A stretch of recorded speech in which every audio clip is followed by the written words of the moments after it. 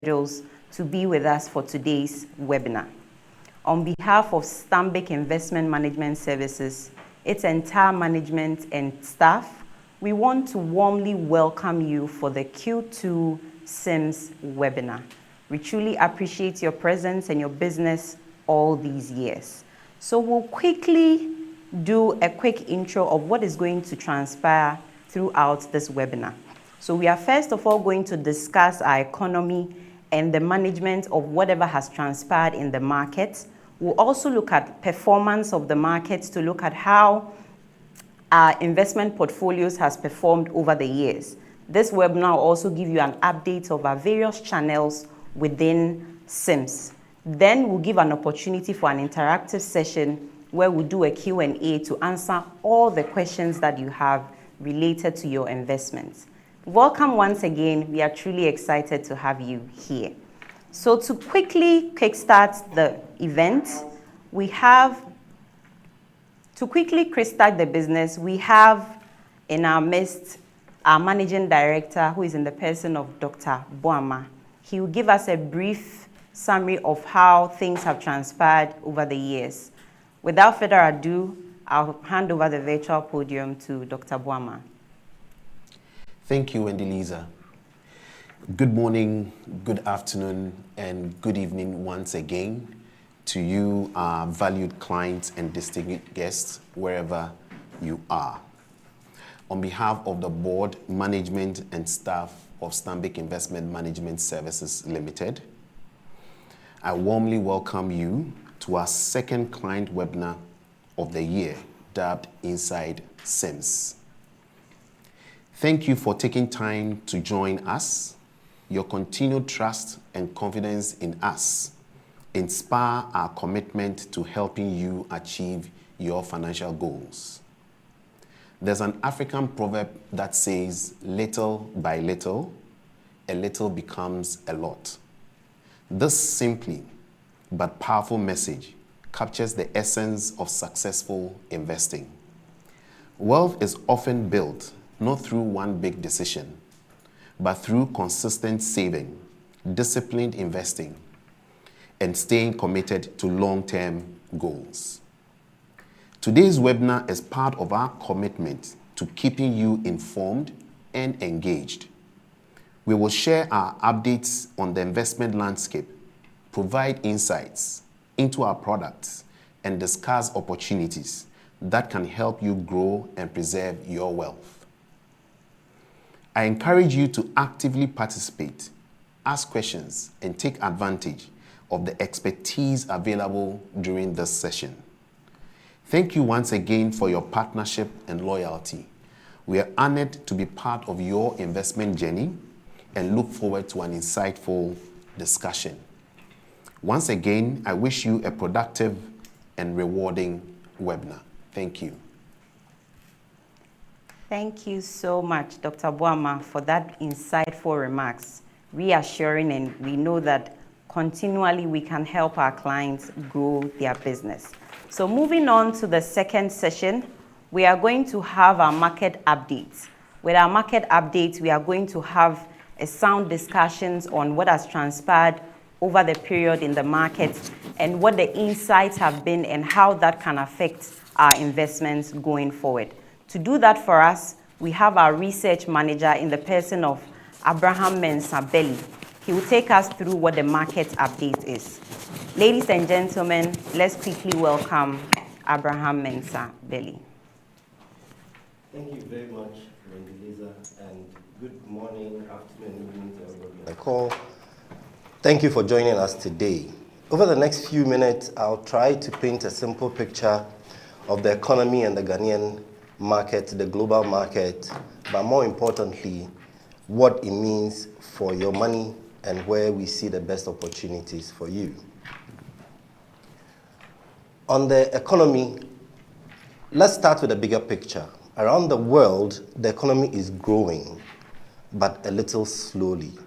A little over 3% this year is the projection by IMF and other agencies. Inflation, or the prices, are still rising globally across many countries. So many central banks are currently a bit careful. European Central Bank has even started raising interest rates at the moment, whilst the American Fed is holding steady sometime until September when there is a review. On the stock market, the S&P grew strongly at June this year, growing by 14% in excess, whilst in China, there is growth in the Chinese market with production factories very busy. You see, however, that the customers or the shoppers are a bit more cautious. A few things that can potentially happen, however, include the fact that geopolitical instability between the US, Iran, and Israel can affect the projections that have been made by the agencies. Also, a surprise jump in inflation beyond what has been projected is likely to affect the projections across the globe. These are some of the things we want to keep an eye on, and we will keep you posted as the information comes through. But closer to home, the news is encouraging. Ghana is growing by 6.4%, and that's among the fastest anywhere in the world. Inflation did go up, and when you look at the inflation curve, you notice that we recorded consecutive dip from the highs until somewhere around 3, but has started picking up. But that is only compared to 13% or 13.7% last year, and I can tell you that we are in a healthier place. That protects your money.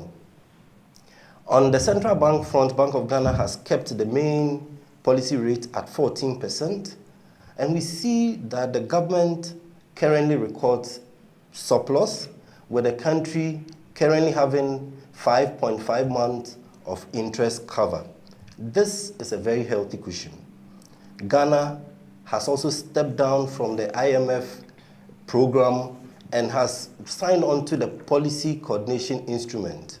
This is a sign that government believes they are able to maintain fiscal discipline and have the backing of the IMF to show. We will quickly move to the stock market, and a review of the stock market shows that Ghana's stock market has been one of the stars of the world economy at the moment. The main measure of our listed companies went up by 68%, one of the best performing. And this was led by the banking stock. The banking stock, or the financial index, recorded 78% year to date at the time of June data.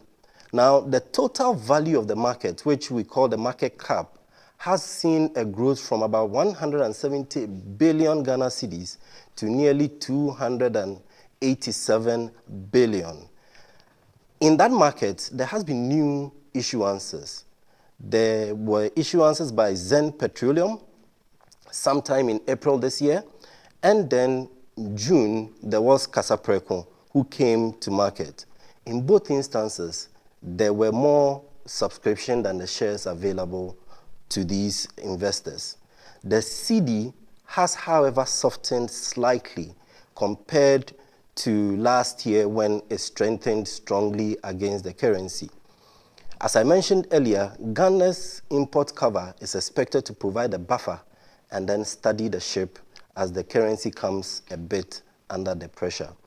The pattern to note is this: the returns on the short-term investment is down, and so we have seen money move into the equities and into the stock market.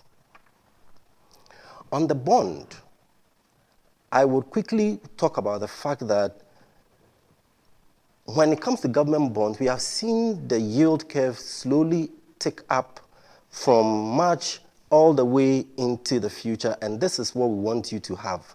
We want you to know that when you give money, or currently when you lend or you buy bonds, it is giving very good rates into the future, and it is paying you a very good rate at the moment, around 14%. Now, the interest the government is offering has, as I mentioned, gone up slightly since about March until June. And for the length of time that we hold a bond, we expect that there is going to be a bit of volatility, but this is what we want you to have. When we are able to lock in bonds long-term into the future, we will likely record volatility. We don't want customers to fret when they go onto the app and onto the system to easily see dips because bond market to be volatile. But if you stay logged in long-term into the future, you are going to get the returns that have been promised, the coupons that you will get, and the face value of your investment will come. Higher rates are a gift to you as a saver because it can lock in strong rates going into the future. Longer-term government bonds are paying around 14%, and it is a bit like a fixed interest. Do not worry when you see dips. It is only on paper until and unless you sell the bond. We will encourage you to hold. We will encourage you to bring more capital to SIMS because the team is constantly monitoring the market to make sure that investment bring the best returns onto you. The simple way I want you to go home when you look at the inflation and when you look at the yield, we are currently in a real positive phase. The inflation is lower than the interest rate that is getting. So even with a slight uptick in inflation, we still believe that the monies that we invest, the monies that you entrust us with, will be able to give you very, very good returns. I will end by saying this. What we have shared today is only for general information to help you understand the market. It is not a personal financial advice to you specifically and does not constitute or consider your individual position. I'll advise that you speak to some of our trusted advisors to tailor a package just for you. On that note, thank you once again for joining, and I'll be here to take your questions.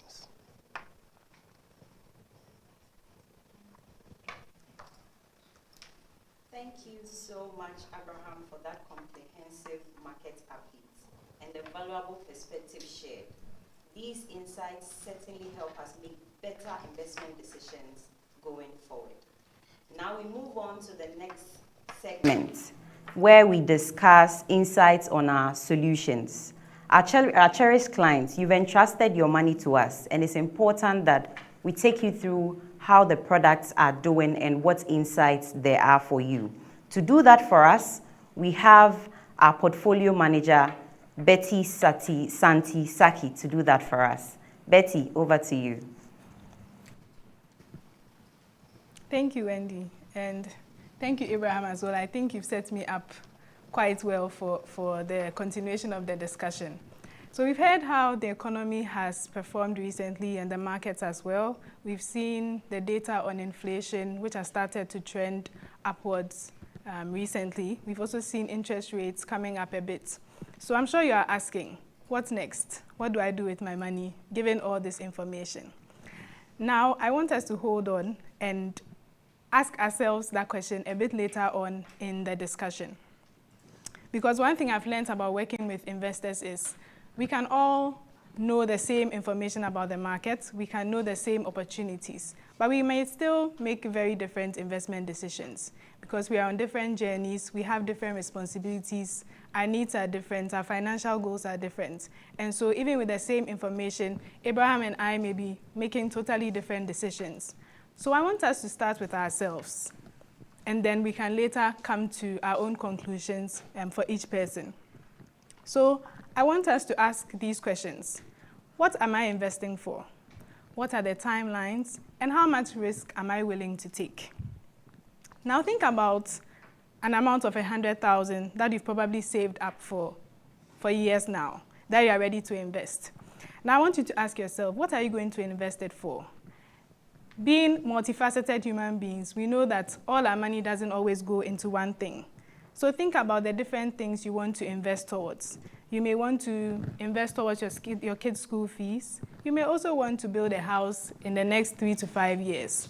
These are different goals that you have for yourself and should be treated differently. So that's the idea behind the discussion today.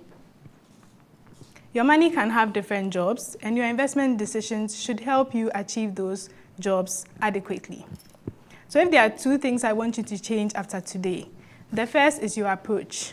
I don't want you to put all your money in one solution just because it's convenient. And secondly, I don't want you to choose your investment decisions solely based on their performance. Start with yourself, your goals, and decide based on that, not the other way around. So I want us to make this more practical. Let's meet an investor and call her Amma. So Amma has some money to invest. Let's say the 100,000 we discussed earlier. Or let's say Amma has 1,000 cedis she can invest on a monthly basis. Rather than deciding where Amma should invest immediately, let's look at some of her financial goals. So Amma has a need, and the first one we are going to call it access. So for this need, Amma has an amount of money that she wants to be able to cover her kids' school fees, say in the next month. And Amma also has a family. She has children, she has parents, and she knows that emergencies happen. So her priority is to be able to also have an amount of money that she can access at any time. She doesn't just want it to be sitting idle though, because it can earn something for her in the meantime. So the job of that money would be simple. Keep working, but stay within reach. So let's remember her first need, and it's called access. Now moving to her second need, Amma wants to be able to put another amount of money aside for something that she's still considering doing. For instance, she's thinking about buying a new car. She's probably thinking about some home renovation she needs to do. But she hasn't decided yet. She thinks maybe in the next few months or a year, she'll be able to decide and apportion those funds. Or maybe she even knows what she'll do with it, but it's not immediate. It's going to be in the next 6 months up to a year. So Amma wants to be able to earn something on that money whilst she waits to make her decision. So we are going to call that need earn.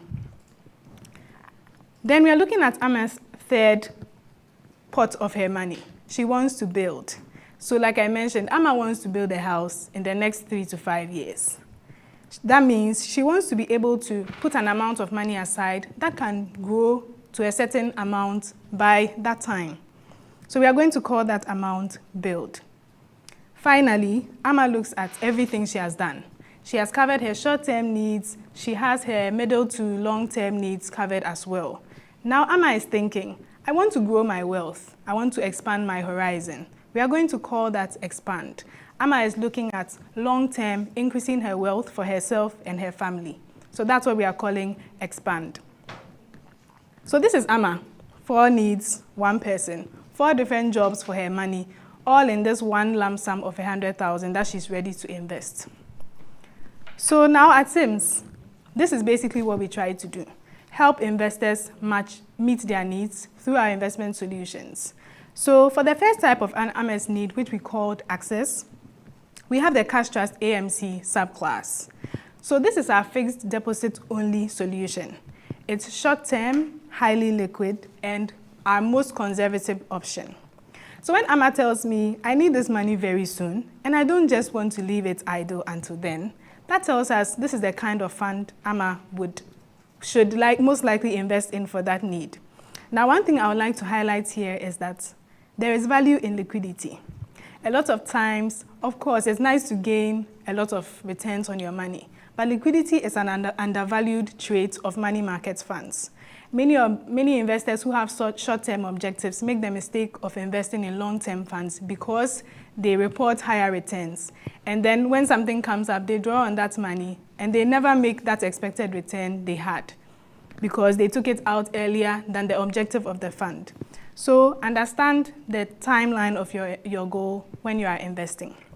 Now, the purpose of this portfolio, like I said, is not to make the highest return. It's to provide convenience, flexibility, and the peace of mind that your funds are there while still earning something. And we can always draw on it when you need. Now, for Amma's second goal, that was earn. We have the broader Stanbic Cash Trust. So the Stanbic Cash Trust is a more diversified portfolio of money market securities. So unlike the AMC, which is only fixed deposits, this does other instruments like treasury bills as well. So although it is still liquid, it has more variety of holdings, which means it invests in a wider spectrum of of investments, some of which are subject to market pricing. So the idea is, for N, we are trying to keep the short-term money working while still keeping our options open and making our decisions towards our short to medium-term goals. Then we get to the third one, which we called build. Now that's where the Stanbic Income Fund Trust comes in. This is my personal favorite because I feel like this is where dreams come alive. So this is where people are working towards their big decisions. Somebody wants to buy a property, somebody wants to buy a car in the next 3 years. The income fund is what helps you get there. So you start investing as much as you can at the beginning and you watch the investment grow. Now the key thing about the income fund is it is a bond fund. So it's a fixed income fund. The majority of its holdings are in bonds, Government of Ghana bonds, corporate bonds, and it also has some money market securities like treasury bills or fixed deposits. Now, fixed income doesn't mean that the returns are fixed. What it means is that it's a bond that you buy with a certain interest rate on it. But what happens is whilst you are holding that bond, there's a market value of it based on where the market is currently. So like Abraham mentioned, interest rates have gone up a little bit. So assuming you had bought a bond at a particular price, now other bonds are being issued at another price. So when an investor wants to buy that bond from you, he's likely to compare what he will make in other options to what you are holding and offer you a certain price, which is why on the income fund, there can be a possibility of short-term fluctuations on the fund. But at the end of the day, in the long term, you are likely to see some decent value there. That's why we recommend the income fund for objectives that are long-term in nature and that are patient and willing to withstand the short-term fluctuations. Now for the last one, which we called expand. That is Ama's way of becoming wealthier. Of course, we are becoming wealthy in all these funds, but this is her way of expanding her wealth significantly. So now the Platinum Debt Income Fund comes in here. This is also a fixed income fund, like the income fund. But the key additional value here is the fact that this fund does unlisted debts, which means the fund also lends to companies, institutions that don't come to the public markets to raise funds. Now, this fund is for investors who are going in for the long haul, who understand that there are fluctuations, there are risks associated with going long. There are also risks associated with private debt. But at the same time, these investors understand that the fund is positioned to be diversified. So when we go on, we'll look at the portfolio, you see how the fund manager is working towards managing the risk associated with a fund like this. So looking at Ama once again, her 4 needs, and the 4 solutions that are available. You would notice that I didn't put any fund above each other. And I also didn't say that Ama would be best fit for one fund. We are all investors with different needs. And so not every fund is limited to one particular type of investor. It's directed to investment objectives, and all investors can invest in these funds. Now, there's one more thing I want us to learn from Ama. Ama is not a one-time investor. She wouldn't just put one amount of money in all the funds and sit. Ama works to push herself towards the goals. Now, when she earns income, she checks, where have I reached in this goal? And she tops it up. Because investments should be part of our regular lives. And the more consistent we are, the closer we push ourselves to reaching our goals. So every now and then, after checking how much money we have made for you, also check how much you yourself have contributed to reaching your goals. So we'll look at the funds in a bit more detail, starting with the first one, which is the Stanbic Cash Trust. So the Stanbic Cash Trust, like I mentioned earlier, has a subclass called the AMC, and also the main class, which typically has more variety of money market securities. Now, this is where we can draw from Abraham's submission again.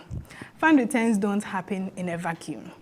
The general macroeconomic environment significantly determines a range which is realistic of performance you can achieve in different types of funds. Treasury bill yields, inflation expectations, liquidity needs, how we are reinvesting maturities all matter and contribute to fund performance. Now let's look at the AMC subclass. It returned about 3.4% over the first 6 months of the year and 10.4% over the last 1 year. Meanwhile, the main class returned about 6.7% over the first half and 21.7% over the last 1 year. Now you might be wondering, these are both money market funds. Why is the return so different? As I mentioned earlier, the AMC portfolio you can see on the screen is largely a fixed deposit fund. Meanwhile, the cash trust, the main cash trust, has a much heavier exposure in treasury bills. So different underlying assets, even in similar fund types, respond differently to market environments, and that feeds into the fund's overall performance. The important lesson here is that return and risk are linked. Generally speaking, the higher the expected return, the more risk an investor should be comfortable with taking during the period of their investment. So your objective should not just be to earn the highest return, but to understand what is driving each fund's return and whether it aligns with your specific need. So when you see a return figure, don't just think of it as a rate that SIMS is offering. Think of it as the outcome of what a fund owns, what those assets are earning or what they are worth on the market, and the environment in which we are investing. That's why, although past performance can be useful context, it is not a predictor of the future. Moving on to the income fund. Now remember the yield curve we saw on Abraham's presentation earlier. That's really where it plays out here on the bond fund, which is the Stanbic Income Fund Trust. As at half year, the main fund recorded about 9.8% and about 26.5% over the last 1 year. Now you see this fund also has an AMC subclass. So currently that is not accepting deposits at the moment because it was performing a similar function as the cash trust AMC. So I wouldn't dwell too much on that. The main income fund has a significant exposure to government bonds. You see it around 76% of the fund. And then it also has some corporate bonds and fixed deposits and treasury bills as well. Now, a typical bond portfolio like this generates returns from both the interest on the underlying security, but also on the market value of the bond. Again, this is why the macro environment matters at all times. Because you can see that if the market changes, it can either give you a slight push up or below the value that you bought the bond at, which is actually an opportunity for the fund to make additional gains in declining interest rates environments. And that is a key benefit of the Stanbic Income Fund Trust. So we encourage investors to assess a fund like this over a long term. Don't look at a short-term 1 month, 2 month fluctuation on the income fund and determine that as its performance profile. Short-term movements happen, but in the long haul, it poses a potential significant gain on your investments. Now moving on to the fourth one, which was the Platinum Debt Income Fund. This is where we talked about expanding our wealth. It's more growth-oriented, looking at the long term, building up ourselves and our families for the future. Now, at this stage, Amma is not asking questions like, how can I withdraw my money quickly? How high are the rates? She's looking at, how can I commit myself to building wealth for me? Now, PDIF gives investors exposure to both listed and unlisted debts across different sectors, like I mentioned. So you see a number of sectors in the allocation on the left side of the screen. Now, the importance of diversification is minimizing your risk. Different sectors react to macroeconomic changes differently. And so you want to be able to spread your wings so that any impact in one sector doesn't significantly affect the overall investment. Now, in terms of performance, the fund performed 7.63% in the first half of the year. And when you look at, in terms of the bond holdings in the portfolio currently, the weighted average yield is about 16.4% on the CD portion and 9.74% on the USD portion. Like I mentioned earlier, this fund has exposure to foreign currency as well. So some of its some of its bond holdings are USD denominated. And so we have that added benefits on the PDIF as well, where we are able to make some gains from currency performance. Now, the key takeaway for this fund is that it's more aggressive, it's more growth oriented, it's seeking out opportunities to generate decent value. So it's best for investment objectives that are seeking long-term value, and also for investors who want to diversify their investment horizon and are looking for the long term. So to wrap up, at the beginning, I asked you, after hearing everything Abraham said, what was next? What decision do you make? And I hope you can answer it now. You use the information you hear on the market to understand the opportunities available, but you don't let the market decide for you. You don't let performance decide for you. You use the information starting with yourself. What am I investing towards? What's my timeline? What am I willing to withstand along the way? Start with yourself and think through your goals. If an amount of money you have has a very short-term objective, or say it's your emergency fallback fund, think access like AMA, which means you should be considering a fund similar to the Cash Trust AMC.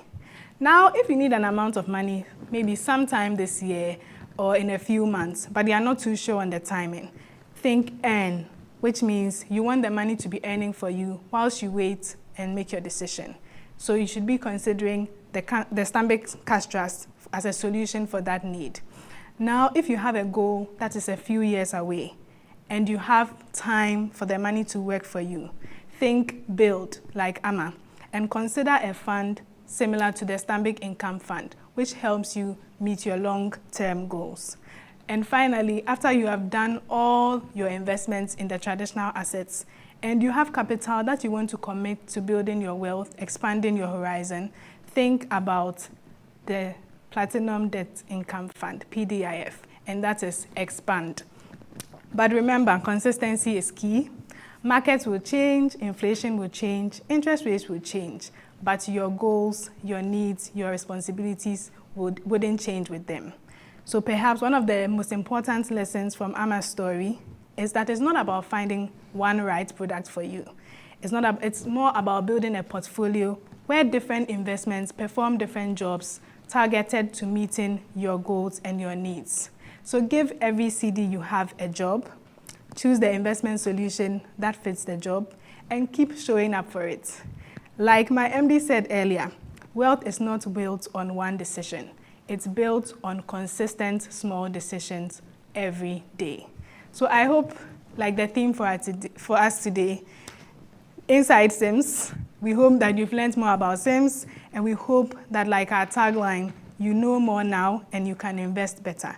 And we are always here to support you to reach your goals. Thank you. Thank you so much, Betty, for that insightful presentation. I know now we can look at our investment objectives, we can look at the investment solutions that Sims has and be able to match it accordingly so that together we can achieve our investment objectives. Truly insightful. Now moving on, we are going to talk about our client touch points.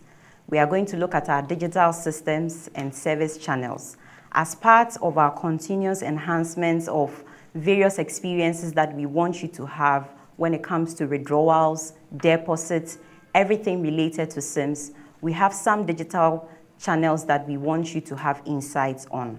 To do this for us, we have to welcome Desmond Bredu. Well, Desmond Bredu, without further ado, I welcome you. All right, thank you, Wendy, and thank you, AB and Santi, for that brilliant presentation. I think if I didn't have any investment with the Sims, after today, I'll be like Alma and have different portfolios. So assuming I want to start and I'm looking for different ways of getting in touch with Sims, or you're already an existing client and you're looking for how to get in touch with us, I'll be sharing with you the various ways you can come to Sims and also transact with us. We do have a number of them, and I'll start with the self-service, where you can use to update your KYC, where assuming your things have changed, you need to update anything with us, your employment details, be able to also do that on our Sims self-service. You can also deposit on the self-service using your Momo, your bank card, and also using a Stanbic account on the self-service. You can also initiate withdrawals and check your statement on our SIMS self-service, and I'll share the link also after that. Now, our flagship is our SIMS app. Our SIMS app can also allow you to deposit via Momo, via bank card, and also via Stanbic account as well. You can withdraw, you can check your statement, generate a statement, and it will get sent to your email through the SIMS app as well. We also have a return calculator in our app to just help you simulate what your various options are and how the returns will look like for you in the long term. We also post some messages and announcements on our app. So either on the front page or on the announcement tab where the bell icon is, you can always click there, and if you have any announcement that we want to share with our client, you see that in the announcement tab as well. Our SIMS portal is also still available. You'll be able to withdraw money from there as well. You can check the performance of our fund or the fund data from our SIMS portal as well. Also generate your statement, which will get sent to your email, as well as a return calculator as well. Our USSD had been down for some time, but we are happy to announce that it's back online, and clients who want to use the Momo option can now use the USSD. It's the same code, *715 *77#, and you'll be able to use that to deposit, also to withdraw, and check either a mini statement or your main statement will be sent to you via email. For clients of Stanbic who have the Stanbic app or the Stanbic Hybrid app, you'll be able to also deposit there, initiate a withdrawal from the Stanbic Bank app, which is different from the SIMS app as well. And the key part of this also is the schedule payment. So for clients who want to do regular investments through a standing order, and you have a Stanbic account and a Stanbic app, you'll be able to schedule payment, and at the end of the period or at any given time, the system will debit your account and then credit it into your SIMS investment account as well. We also have the Stanbic Pay or the iCollect, which has both the card and the Momo option for you to deposit as well.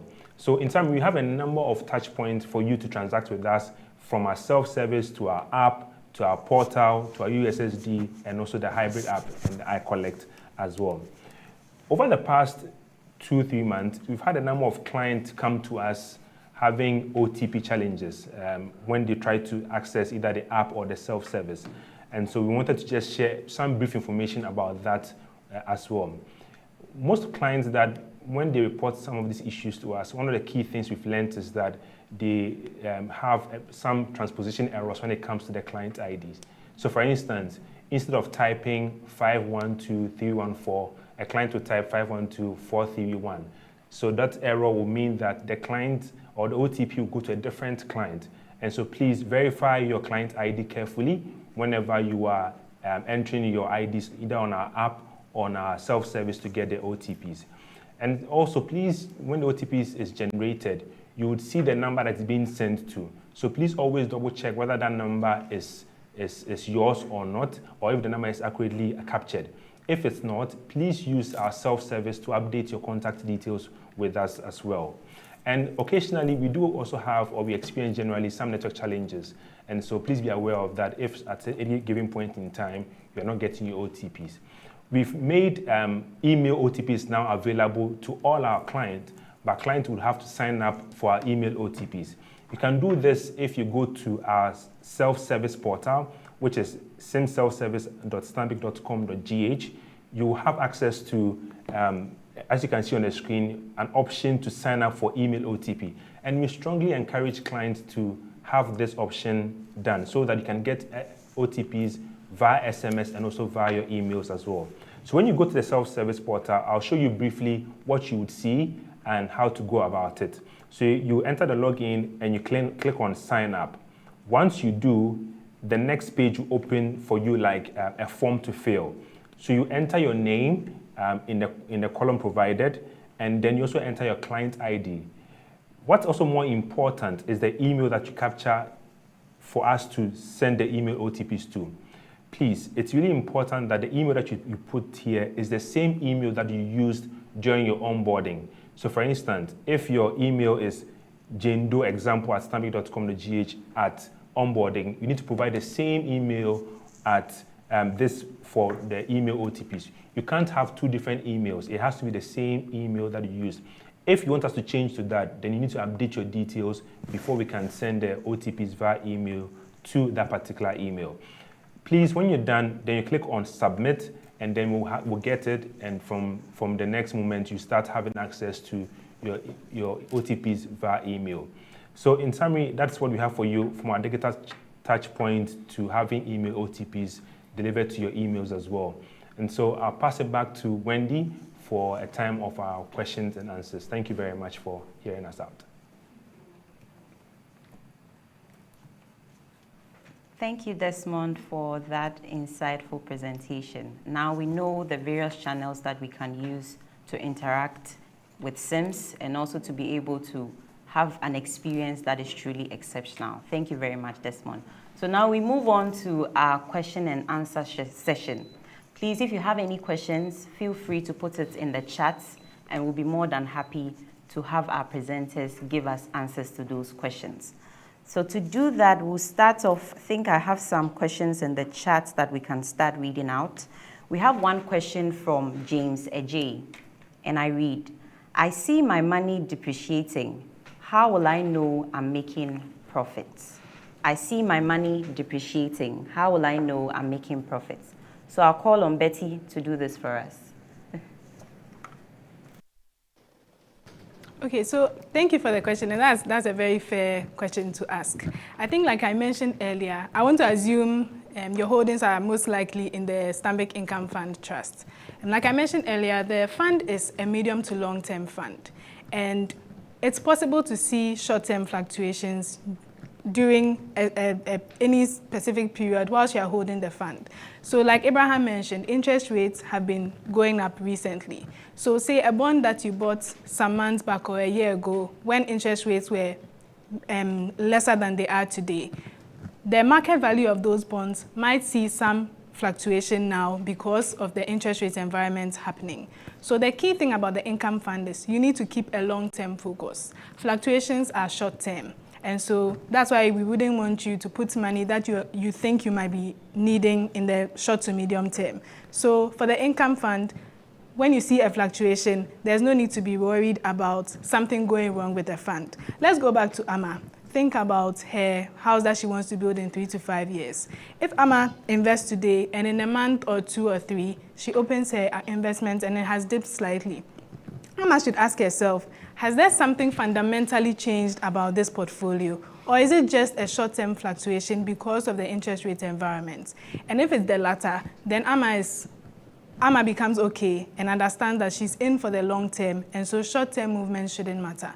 Because as long as you hold a bond, the market will determine what the value of that bond is. But once it matures, the market value doesn't really affect it much anymore. And so that's why we encourage you to be in for the long haul and not be too worried when you see some short-term fluctuations on the income fund. Thank you, Betty. Thank you so much for answering James's question. So moving on, there's another question from Benedicta, and I read, please, is there a possibility of losing your capital in any of these 4 options? Please, is there a possibility of losing your capital in any of these 4 options? So I'll give that to Abraham to answer for us. Thank you very much, Wendy. There is the possibility of losing money in any investment that one undertakes. Remember that as long as there is a risk, there is the possibility of loss. I would call on our recent history with the government of Ghana to say that recently, the government of Ghana defaulted on its obligations. Up until then, everybody considered the government of Ghana as risk-free. That default tells us that government can default, and therefore any investment that we make can be lost to market. You will notice that when Betty was referencing our first AMC, he said the risk was low. She didn't say it was non-existent. It means that there is that risk, but we do well to manage those risks and ensure that the risks are managed and you get the returns that we promise. Thank you. Thank you, Abraham. for that insightful answer. Now moving on, we have another question from Selassie. Selassie says, and I read, for the medium to long-term investments, which is the SIF, if I have a goal of 2 years with monthly reoccurring deposits, would I be able to get a large sum at the end of the 2 years? I'm repeating the question. For a medium to long-term investments, that is the SIF, if I have a goal of 2 years with monthly reoccurring deposits, would I be able to get a large sum at the end of the 2 years? So I'll let Santi answer this for us. Okay, thank you for the question, Selassie. So for the Stanbic Income Fund Trust, the 2 years is a recommended investment horizon, before which, if you were to liquidate some of the funds, you might incur some withdrawal fee. But what happens on the income fund is every deposit ideally should travel that 2 years.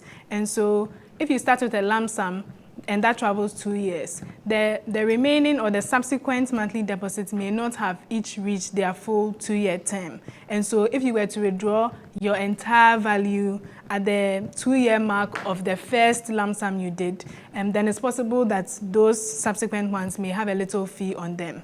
So that's how the income fund works. It is tracked on each deposit that you make running for the 2-year period. But that is not to say that before the 2 years you cannot take it. Of course, you can access the funds, although it's subject to some withdrawal fees. Thank you, Betty. Now moving on, there's another question from Lois Safwa Okran. And she says, good morning. Kindly take me through the withdrawal process. I think you touched on, I'm sure she's trying to say on it, but I didn't get it. I have downloaded the Sims app, but I can't seem to find the withdrawal tab. So I'll let Desmond handle this for me. All right. Thank you, Wendy, and thank you, Safa, for your question. So when you log into the Sims app, there are a number of tabs that you would see. And so it's really important you know which fund that you're invested in. So when you go, there's some of the screens are green and others are blue. The blue one will be for the Cash Trust AMC and the Cash Trust, and the green ones will be for the Stanbic Income Fund Trust or the SIFT. Now, when you go there, you see your name, your client ID, and on the right-hand side of the screen, you see deposit and more. And so you need to click on more. When you click on more in the fund or in the account that you want to withdraw, you see that in the middle part of the screen, there's a withdraw button. You click on withdraw button, and then you'll be able to select or choose the account that you want us to pay into. You enter the amount that you want us to withdraw, and then you click on continue. So once you click on continue, you'll be able to see a summary of how much you want to withdraw, then you confirm for us. Now, when that's done, or when it's successful, you can go back to the home page of the screen, of the app, and you see there's a bell notification icon on the top right-hand side of the screen or of the app. It will give you a history of the transactions. And if it is successful, you see success on that particular transaction. If it is failed, you see failed also there as well. So that's how to track on that side on the app if you want to do a withdrawal or from the app as well. It's a similar process if you use our SIM self-service. You select the account you want to withdraw from, and then you can use that. Please note that when you withdraw from our app or using our digital channels, for Stanbic account holders within 24 hours, excluding holidays and weekends, you can have your money back into your account. And on Stanbic account, within 48 hours, you can get your money back into your account as well. Let me also use that to touch on the total withdrawal button, because you've seen clients also click on that. Please don't click on that total withdrawal button if you're withdrawing only an amount. So you just enter the amount and you continue. The total button is only for when you're doing a total withdrawal from your account. Thank you very much. Thank you so much, Desmond. I'm sure now Lois knows how to access her money whenever she needs the funds through our digital channels. So there's another question from Yeboah Abednego, and I read, in terms of flexibility and interest gain, I want to know the best portfolio for me between SCT AMC and SCT. Reading it one more time. In terms of flexibility and invest interest gain. I want to know the best portfolio for me between the SCT AMC and then the SCT. So I'll allow Santi, who is our portfolio manager, to help Yeboah here.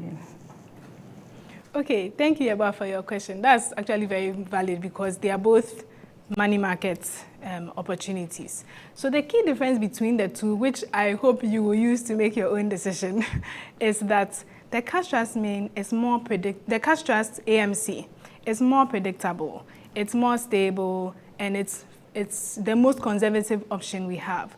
So for both of them are somewhat equally flexible, and they both have decent interest rates. Although the main cash trust tends to have a higher performance, as you saw in the presentation. But if your focus is to have a predictable and more stable fund, then I would recommend the cash trust AMC. So it's really down to your preferences and the kind of exposures you are comfortable with.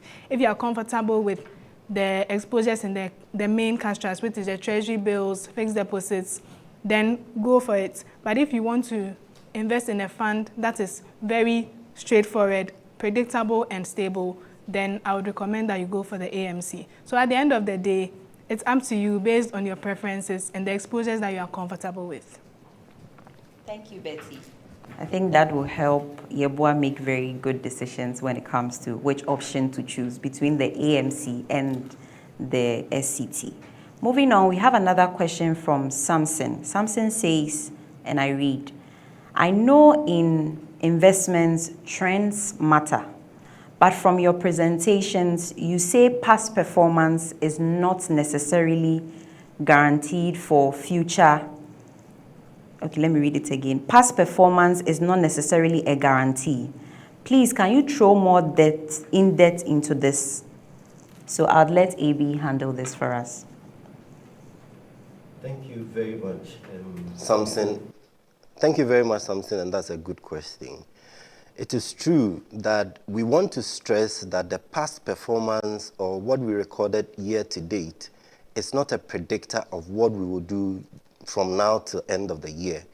You would notice that history, or you would have heard that history rhymes, but the fact that history rhymes doesn't mean that in the investment world, the factors that prevailed at the time we made a past investment would persist into the future. For example, no one could tell COVID would happen when it happened. And so any projection that was made on the back of a normal running economy, a normal government performance, a normal company operation got thrown out the window the moment COVID happened. And so even though we could tell in the past that because all other things were equal, the fund did a 14.9% as was reported, we are unable to guarantee that it will persist into the future because no one can tell the factors that would lead to a company either collapsing, going out of business, reducing operations, or any other government directive that may be necessary into the future. It gives us a good sense where we are at, but it does not guarantee where we will be into the future. I hope that provides some clarity to you, Samson. Thank you so much, Abraham. I think that will give Samson some comfort that even though investment trends matter, it's still very important that when you're making investment decisions, you check your investment objectives and how that matches to whatever investments you choose. Moving on, we have a question from Jasper, and I read, what is the current mark-to-market value of the income fund compared with the investment value? I'm reading it again. What is the current mark-to-market value of the income fund compared to the investment value? So I'll give this to Desmond Bredu to help Jasper understand his question. All right, thanks, Jasper. So Jasper, when you go through our digital channels, the values you see now are your mark-to-market values. And so whenever you want to make a withdrawal, that's the value that you'll be getting at the point of withdrawal. It's really important that if you want to see the values between or difference between the mark-to-market and the amortized value, you can always download your statement to view that. But in the sense of investment, particularly in a fixed income fund, what you should be looking out for is the mark-to-market value, which will be changing on a periodic basis. And so yes, what we show you now is the marked market value on your app and your digital channels, and you always have that available to you. Thank you. Thank you so much, Desmond. So moving on, we have another question from Samuel Danso, and I read, please, is the SCT AMC year-to-date return better than the 91-day T-bills return? If not, kindly explain. I'm taking it again. Please, is the SCT AMC year-to-date return better than the 91-day T-bill return? If not, kindly explain. So I'll give this to Santi to help Samuel understand. Thank you, Samuel. So yes, like you rightly mentioned, the benchmark for the Stanbic Cash Trust AMC is the 91-day Treasury bill. And so that's what we usually compare our performance to. Now, if you look at the presentation, you realize that on a year-to-date basis, or say for the first half of the year, the Stanbic Cash Trust AMC slightly underperformed the 91-day Treasury bill as compared to the main Stanbic Cash Trust, which outperformed it. So the reason is that, like Abraham mentioned, this first half of the year, we did see some gradual uptick in the Treasury bill rates. Now, when you have invested in fixed deposits, say at the beginning of the year, and you've logged in those rates for a couple of months, as the 91-day rates are increasing, if you are not equally increasing your placements at the same pace, it's likely to see some underperformance compared to the 91-day Treasury bill. Again, the Stanbic Cash Trust AMC does not invest in the 91-day Treasury bill. And so it's possible that it wouldn't always follow the trend of the 91-day Treasury bill. But the difference is usually not so significant, like we can see here. But on the cash trust, which invest in Treasury bills, you'd see that it's most likely to outperform it at different points in time. I hope that helps. Thank you so much, Santi. I think someone will have some insights on how the funds are performing. So if someone, you are interested in the SCT as well, which is invested in T-bills, you can move your funds from the SCT AMC to the SCT by just sending an email, and that can be executed for you. Now, moving on, we have another question from John. John says, and I read, please, I try using the USSD code to check my balance. I use my investment account number as the investment ID, but I always have a pop-up message as incorrect ID. I want to know, is the investment ID different from the investment account? Okay, so I would let Desmond help John understand this. Okay, so John, when it comes to your investment ID or your client ID, it's the same as the investment account ID. So for SIMS, we have a 6-digit client ID, which begins with 5. So please first check whether your ID you're referring to has 6 digits and also begins with 5. If it does, then it should be correct. Like I mentioned at the beginning of my presentation, a key thing that we've seen is that clients sometimes transpose some of the numbers. So please just double check through your SMS that you've been receiving from SIMS or through the email we sent you at account opening stage, whether it's the same client ID you're using. It's a 6-digit ID, which it begins with 5. So you see, for example, 50001, something like that. So please double check that. If it's still not showing, please do send us an email at simscustomerservice@stanbic.com.gh, and we can get you your right client ID to transact with us. simscustomerservice@stanbic.com.gh. Thank you. Okay, thank you, Desmond. Okay, so there's another question from Lionel, and I read, you made mention of Platinum Debt Income Fund, which is a fixed income, but it's like I don't see it on the app. And is it possible to move any of my funds into that? I'm taking Lionel's question again. You made mention of the Platinum Debt Income Fund, which is a fixed income, but it's like I don't see it on the app. Is it possible to move any of my funds into that? So I'll allow Desmond to take this for us. Lionel, absolutely. You can move money from any of your investments to the Platinum Debt Income Fund. But allow me to just highlight a few things with regards to the Platinum Debt Income Fund. Like Santi mentioned, there's a 3-year holding period that comes with the fund. And so if you're moving money into that fund, please be aware that you have a 3-year holding period. Now, assuming that it aligns with your investment objective and your goals, there are 2 ways to go about this. First, you can actually initiate a withdrawal, and when the money gets credited to your account, you can transfer it to our Platinum Debt Income Fund account. Alternatively, you can send an email to simswithdrawals@stanbic.com.gh and ask us to do a withdrawal from your account and then do a buy purchase into the Platinum Debt Income Fund account for you. But would like to also engage you further to give you more details on the PDIF.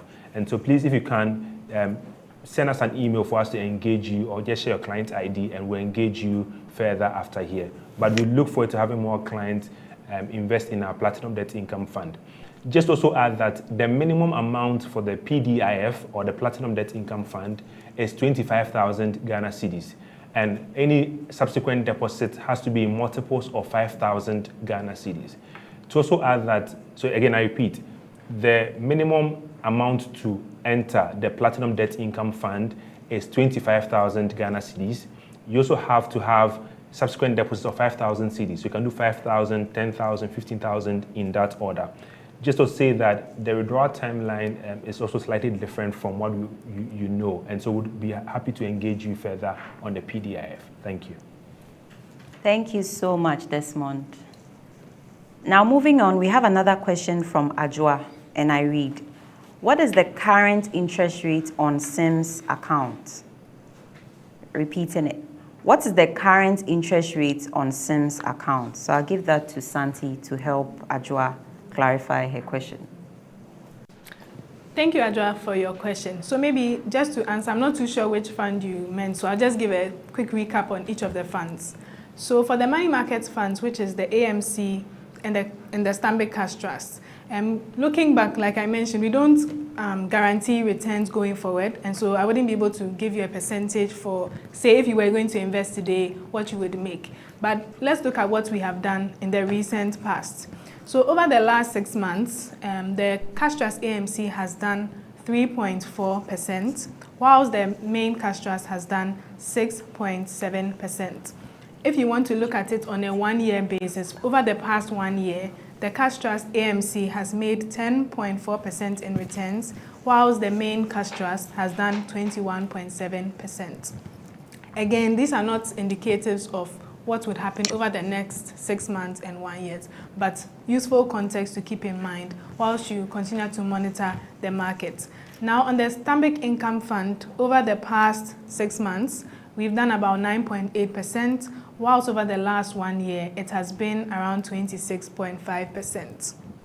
Looking at the PDIF, which is the Platinum Debt Income Fund, for the year to date, we are sitting around 7.6%, whilst if you look at because this fund is quite peculiar, it's useful to look at the actual holdings in the fund and what yields are on them. So I mentioned that in terms of weighted average yield on the holdings of the fund, for the CD portion, it's around 16.38%, whilst the USD portion is around 9.7%. So that can give you a bit of an idea of where the performance of the fund would sit in the near term. Thank you. Thank you so much, Santi. We appreciate the response. Now, Ajwa has another question. What attractions does SIMS have? What should make me stick to SIMS rather than go elsewhere? I'm repeating it. What attraction does SIMS have? What should make me stick to SIMS rather than go elsewhere? So I'll give this question to Desmond Bredo to help us. Thank you, Ajwa. And I hope that by answering your question, you stick and then you will refer more clients to us. Thank you. So I'll give you a number of reasons why you should stick with us. The first being how we manage your fund. We at SIMS, we truly believe that we are the trusted steward of your finances, and we are part of your journey to help you grow your wealth. And so our everyday decisions have you at the center of it.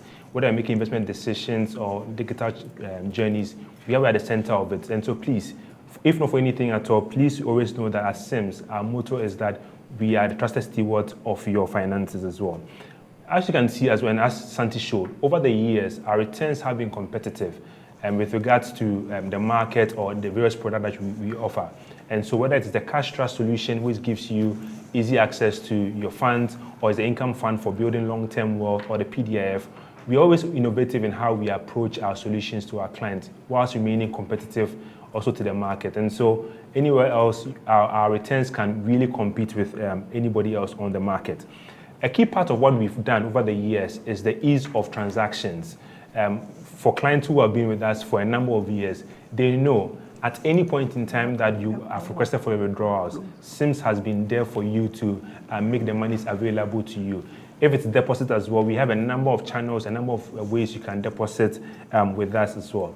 And finally, assuming you're an institution or you have groups and associations, another benefit that SIMS also gives you is that you can reach out to us, and then we can organize financial wellness or financial literacy sessions for you and your groups at no cost to you as well. And so from your individual benefits to even group benefits, please, SIMS is the best place to be. And so please refer more clients to us even at this time. Thank you very much. Thank you, Desmond. Indeed, SIMS is the best place to be. We care about you, we care about your finances, and all we want to see is for you to achieve all your investment objectives as much as possible. So I have another question from Michael, and I read, what is the fees associated with each account? Michael is asking what fees are associated with each account. I'm thinking he wants to know what the fees are when it comes to all the investment solutions that we have. So I'll give that to Santi. I'll pick that. You pick that, okay. So I'm also happy to announce to the client that our fees have been reduced. And those of us who joined our AGM, you may have realized that we've reduced our fees just also because of the particular context that we find ourselves in. And so for our cash trust and income fund solutions, the fees on it is about 2% on their standard management. If you reduced it to also give more benefit to the client. For the Platinum Debt Income Fund, the fee is about 1.95%. So that's the distinguishing feature between the PDIF and the other solutions as well. Let me be quick to add that the returns that Santi showed you are all net of fees. And so you would not see a fee being deducted from your account separate from what you already have, unless you have the income fund where you see exit fees, assume you want to withdraw before the 2 years. So that's in summary about the fees and charges at SIMS. Okay, thank you so much, Desmond. I think still on fees, someone is asking, that's Sedem, sorry. So Sedem is saying, does your withdrawal fee affect only the gains or even our capitals?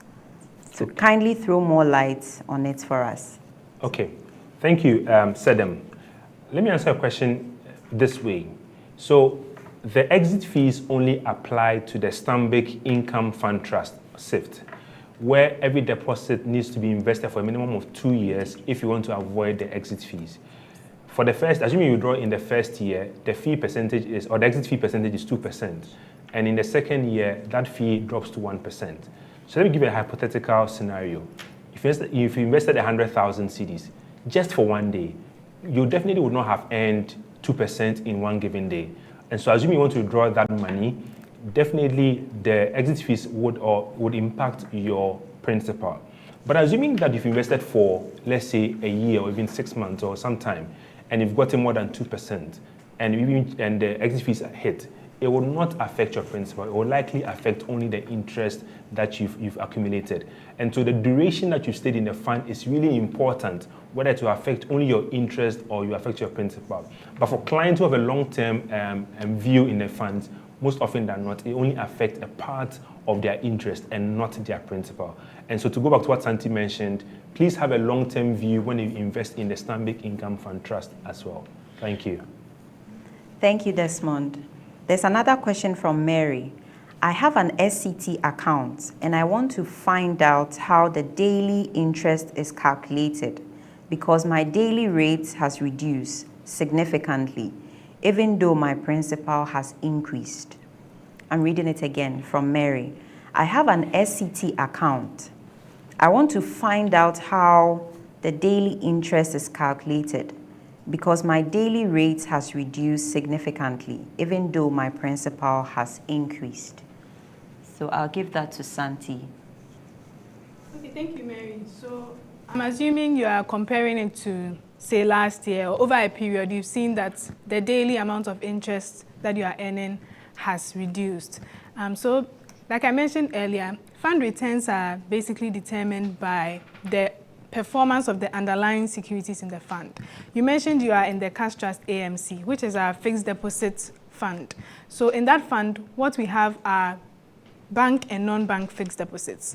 So what happens is, as interest rates change, fixed deposit rates usually change as well. So in an environment where interest rates are declining, we typically see fixed deposit rates declining as well. And the reverse is also applicable. So it's subject to change. Fixed deposit rates change at banks and at the non-banks in the same way general market interest rates change. So it's possible to see some reduction in your interest rates on a daily basis. But again, this is a short-term fund, which we think that you should focus more on your liquidity and being able to access your money at any time. That is really the value of the AMC fund.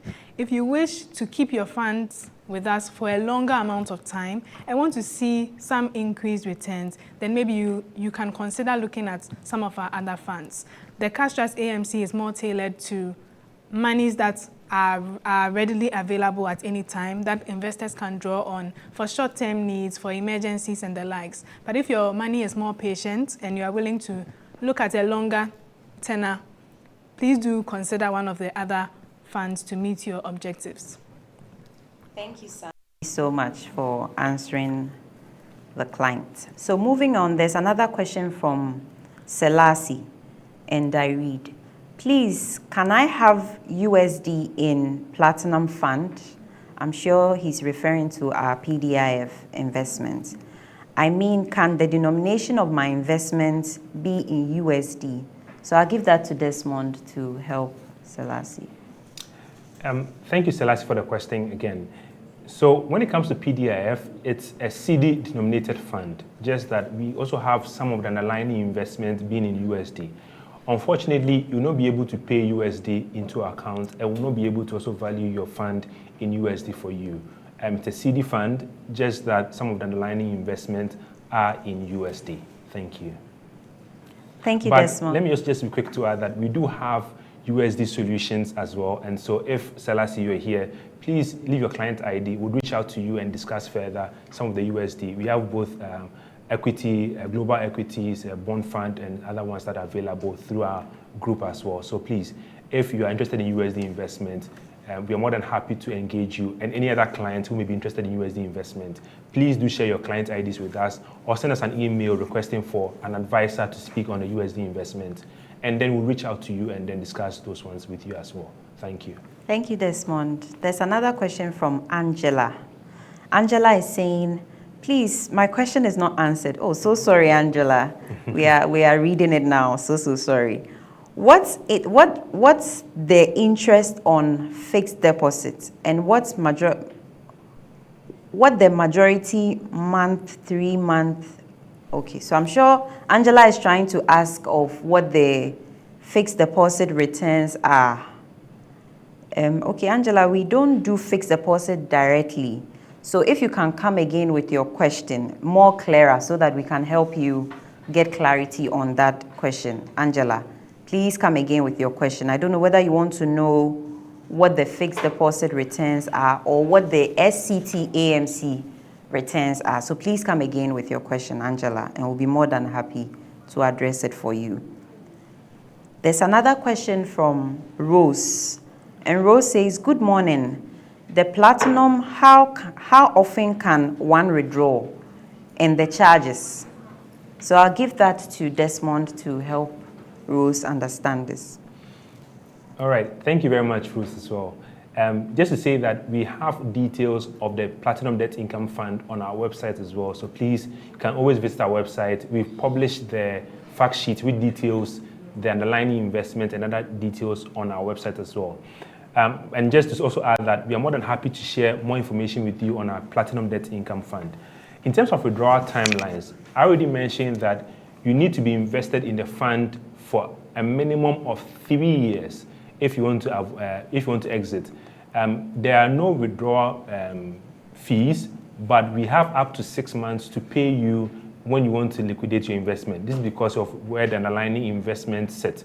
And so if you don't have that long patient capital, please, the Platinum Debt Income Fund is not for you, because we have up to 6 months to make your withdrawals available to you. And you need to have that 3-year holding requirement. And so before the 3 years, you will not be able to withdraw that money, or per deposit, you'll not be able to withdraw that money as well.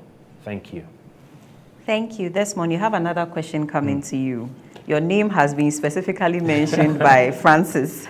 Francis is saying, Desmond, please emphasis more, so I'm sure he's trying to say emphasize, more on how to open the Platinum. I'm sure he wants to know how to open an account and the requirements. Yeah. Awesome. So Francis, I'm assuming that you're an existing client of ours. If you already are, what you can just do is just send us an email that you want to deposit into the Platinum Debt Income Fund. What we do is that we would send you a suitability form and a subscription form to just complete. And once you do that, we can have that option opened. Just also add that currently it's not open, that option is not on our app yet, but we're doing some development to make it available on our digital channels to have access to the PDF at the comfort of your home. And so if you're already an existing client, you don't have to go through any new requirement, except that we need to fill a suitability form, and then you can do a deposit into that. So Francis, now that we have your full name, we're sure that the team will reach out to you immediately after the webinar to help you onboard onto the PDF. Like I mentioned, the minimum is 25,000 Ghana cedis and subsequent deposit of 5,000 cedis in that multiples. Thank you. Okay, thank you, Desmond. There's another question from Alexander, and I read, are there plans to merge the SIFT AMC and the SIF?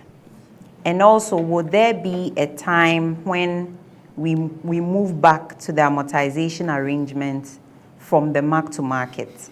So I'm reading that question again. Alexander wants clarity on whether we are going to merge the SIFT AMC and the SIFT existing. And then also he wants to know when that mark-to-market is going to end and when we can resume back to the amortization. So I'll give that to Desmond to take for us. Today I've answered most of the questions here. So maybe I'll start, and then maybe Santi will add up. Maybe Santi start, and if I have anything to add up, I'll add up to it. So Santi, you can yes. take the question. So the first part is, are there plans to merge SIFT AMC and SIFT? So the answer is no. SIFT AMC, investors in SIFT AMC understood the nature of that fund, and so we wouldn't want to force them back into the main fund. What we are doing now is that we are still investing the money in the SIFT AMC. Like I mentioned, it's no more open to new deposits. But for those who already have funds in there, we continue to invest it just like we do the other funds. But we don't necessarily want to grow that fund, because the purpose of it is being replicated in the Cash Trust AMC, which has the exact same mandate. And so we do not plan to merge them. We gradually see some withdrawals from it, but we'll continue to invest it until a day when the fund is empty, and then we can resume to just investing with the main SIF, which is really the objective of the income fund. The second part of the question was whether we'll be going back to amortize after coming to mark-to-market.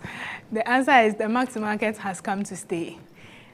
The truth is, mark-to-market is not a bad thing. And I don't think, I think in the past, because of the interest rate environment, it seemed to become a negative term.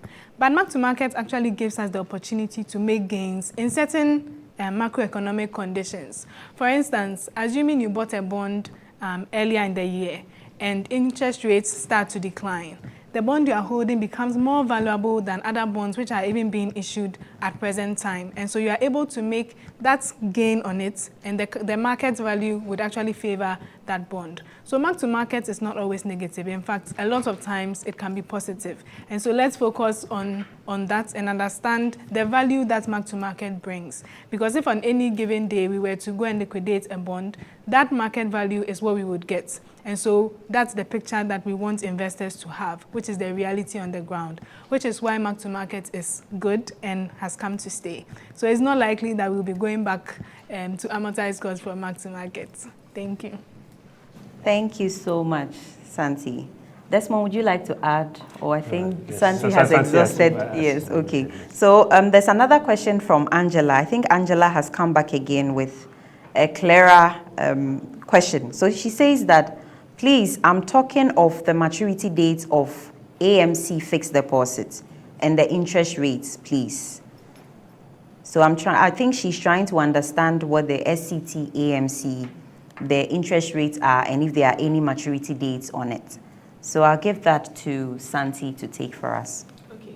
So in terms of the fixed deposits in the Cash Trust AMC, on average, we are doing short-term. It's a short-term fund. We don't go beyond 1 year in a fixed deposit. So you'd see that most of our holdings are between, say, they vary across 30 days, 60 days, 91 days, 182 days, and we also have some 1-year holdings. So we have quite a diversified tenor in terms of within the next 1 year.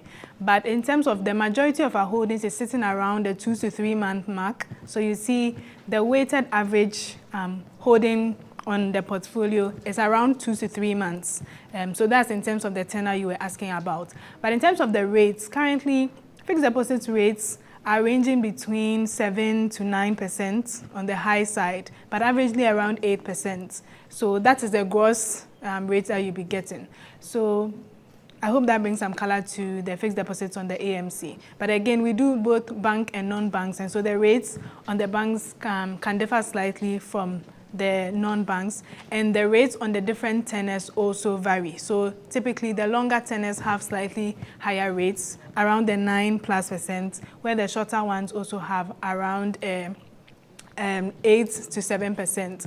But what we like to keep in mind is this is a very liquid fund, and so we don't like to wait ourselves too long. So most of the fund is invested in the short term, which is reflective of the benchmark of the fund, which is the 91-day Treasury bill. So we like to sit weighted around that 91-day mark so that we can always have liquidity available and funds ready for investors when they need it. Thank you. Thank you, Santi. So we have very good reviews from Samson, and I'd like to read it.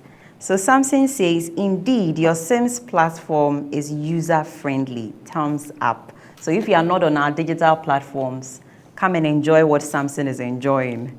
There's another comment from Samson, okay, from Stephen, who is another person. So Stephen is saying, I think Sims is doing well, very well, but my challenge is my customer service needs to be improved when clients contact your customer service. So I think Stephen is trying to say that we should improve on our customer service responsiveness. Stephen, we appreciate this feedback. We'll do better when it comes to our responses. So we have a few minutes to end this session. You can keep your questions coming. We'll be here to answer them and take them as much as we can. Okay, so I have a question now from Asante, and I'm reading that. So he says, can you tell me, I'm sure she wants to say, can you tell me more about your pensions and provident fund management? Does one need to have a registered business? Reading it again. Can you tell me more about your pensions and provident fund management? Does one have to have a registered business? So I'll give that to Desmond to handle for us. Okay, thank you, Odesse Asante. So when you talk about a business, I'm pretty sure you're talking about the regular RGD document. You need to have those information to open or to KYC and know the business that we are dealing with. But just to throw more light about our pension and provident fund management. So we have the license from NPRA to be a pension fund manager. And so for institutions, whether it's big or small, we're able to manage their pensions for them. Let me put it this way as well. Assuming you're a small firm, you can also open what we call a provident fund or a welfare scheme for your staff. You can have either a registered scheme or a not registered scheme as well, and you're able to help with both instances as well. And so yes, we're able to manage both pension and provident funds at SIMS. For both, we can share with details with you in terms of our charges, in terms of what we look out for. We also have digital channels that you can use to sort of give your client or give your staff a view of all they have with us. And so, yes, we have options for you. Asante would really like if you share your client ID with us. We'll be in touch, and then we can help you get more information about our provident and pension fund management. Thank you very much. Thank you, Desmond. So I'm reading comments and I'm laughing. I'm enjoying the reviews. Thank you so much, our clients. We truly, truly appreciate the feedback. So I have feedback from Winifred, and she says, this webinar has been the best I have attended so far. Thank you so much, Winifred. Then there's another comment from Gloria. Gloria says, I love your customer service. I love your customer service. Thank you, Gloria. We appreciate the feedback. Then Augusta says, I have enjoyed today's session. I liked everything is being explained in simple terms and easy to understand. Thank you, Augusta. Thank you so much. Thank you all so much. We've come to the end of today's webinar. Our distinguished clients, ladies and gentlemen. As we have come to the end of today's webinar, I would like to express our sincere gratitude to you all for joining us for today and for your active participation. We appreciate the questions that you asked. We appreciate how interactive you've made this session be. We trust that today's discussion has provided useful insights that will help you when it comes to investment decisions and especially our current market landscape. Whatever is going to happen after the end of this, we are not ending it. You can come in at any time in our office. We're on the 4th floor. You can engage us through our digital channels. You can call us. You can send us emails, and we'll be more than happy to assist. So on behalf of the management of the staff, on behalf of management and staff of SIMS, I would like to thank you all, which is the presenters, and also to you for making time for today. And most importantly, we want to appreciate you all for your questions. We look forward to continuing engagement with you, and we hope that together we can ensure that you achieve all your investment objectives.